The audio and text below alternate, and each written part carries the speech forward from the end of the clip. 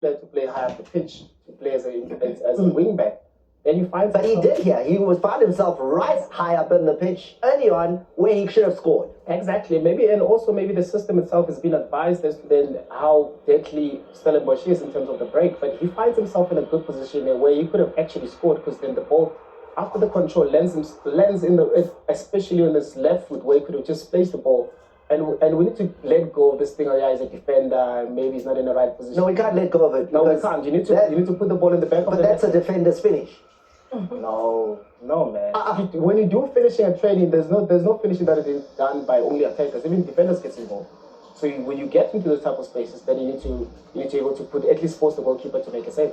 Well, here he is, subbed 29 minutes into the game, and it wasn't the miss, but it was maybe the fact that opportunity didn't find the back of the net, and then also how it was that Stellies found the goal, because he was very much involved in how the ball was given away, and Stellies took the 1-0 advantage.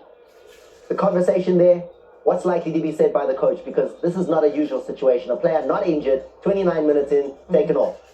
I think it's just reassuring a player or a coach. It's very important that it's not a you thing.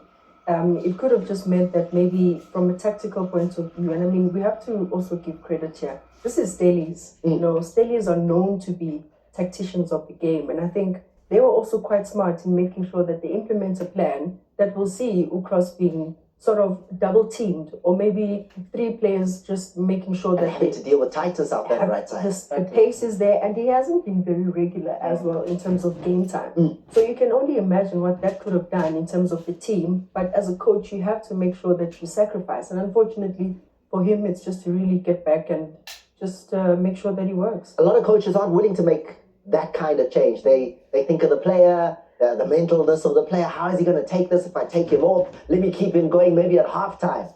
But Coach Nabi feeling that it was better sooner rather than later. Yeah, and it's such an unfortunate situation when you're a player that gets to be substituted in that manner, especially not the game maybe probably going your way. And when what I liked as well, just like Amanda's saying, the reassurance, you can see that he speaks to the play itself. There's cross. It goes under his foot. This is the incident as well. It could have been avoided, yes. He wins the ball back, and he's still trying to play from the back, right? And then he plays the ball on Dotley's left foot. Dotley's a left-sided foot centre back. He could have cleared the ball to try to play back again, and they conceded here. Everybody can say, okay, maybe cross starts with him, but still. Dotley still had the ball to clear, but he didn't clear. He played the ball. That's the ball that was intercepted that resulted into a goal.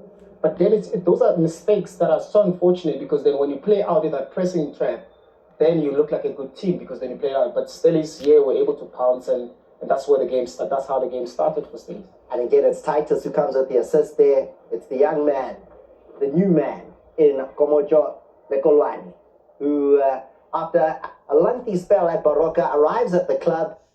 First start of the time that he has been with Stellies, and it's a great moment. However, it's not a moment that's going to live in the history books as a win, just a goal for him, because then we start to see the DDC, the DSTV, a Diski Challenge, the products that come through there that Kaizer Chiefs have been fielding week after week after week. Wandile Duba coming into this game now. He starts, he shows the danger, he finds the net. Yeah, and I think it's very important for Duba, especially to start finding the back of the net consistently, because he has all the qualities of a good striker, a good attacker. Here he finds himself free, unmarked, just all the time in the world to make sure that he tucks it in, but also just uses his speed whenever he's wide, gets the crosses. And I think just for his confidence, Duba really needed to get a goal. One of the things that Coach Nabi has done really well this season is corner kicks, set pieces.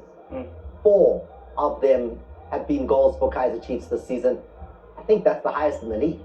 I mean, you've got the big boys. You're supposed to use them effectively. And you can see how the ball is hanging there. And with Stellies, I don't think they anticipated that, because then, and as much as it's very difficult to defend the second ball, but then you can't put a short player against one of the strongest headers of Kaizer Chiefs. But then again, it's those defensive faculties that you've seen with the set piece for Kaizer Chiefs. But I've seen Kaizer Chiefs, when they were deadly in set pieces, they went on to win the league with Stuart Baxter, with Morgan Gold, Masha Maite. So they do have the qualities of being able to be deadly in set pieces. Stevie Barker would have been disappointed with that, because so far this season, they hadn't conceded from a corner kick, and then they go and give one away. Because so far this season, they hadn't conceded from a corner kick, and then they go and give one away there. Yeah, I think very passive. Not even an opportunity to get to a second ball for any of Stelli's players. And I think just with that, it just means that they were not in contention at all. It's aerial duels, they miss it, but also that second ball chance put Duba's completely free.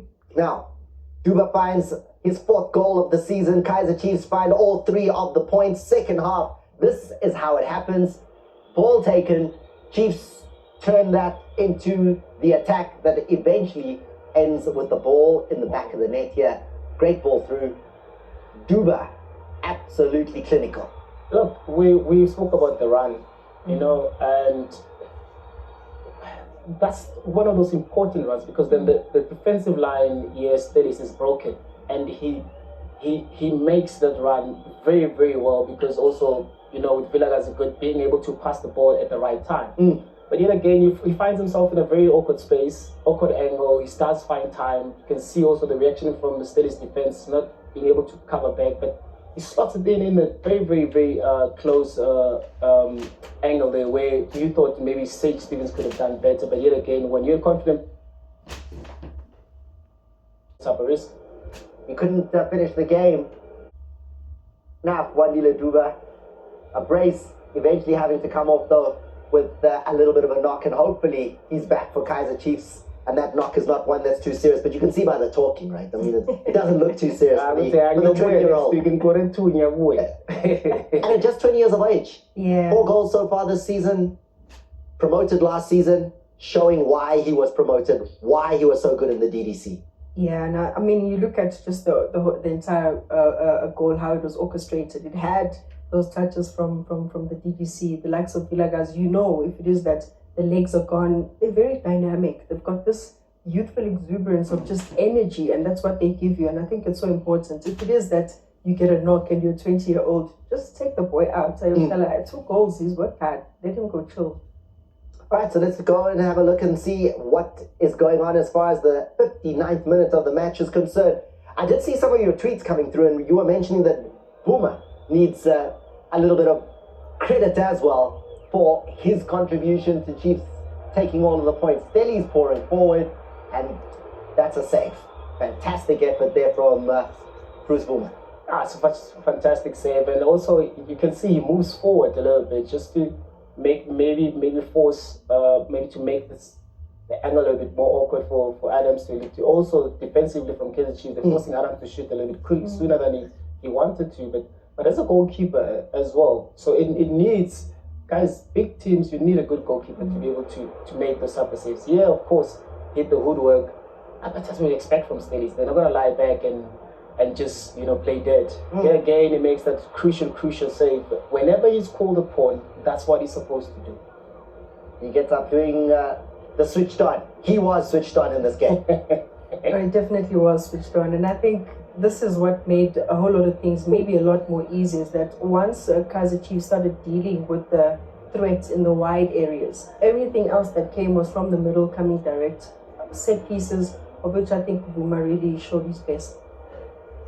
Unleashing absolute thunder on that shot, keeper making sure all 3 of the points are staying with the club from Naturina. Wandile Duba is the man of the match and got off that stretcher, got that injury worked out, and was able to have this post-match interview and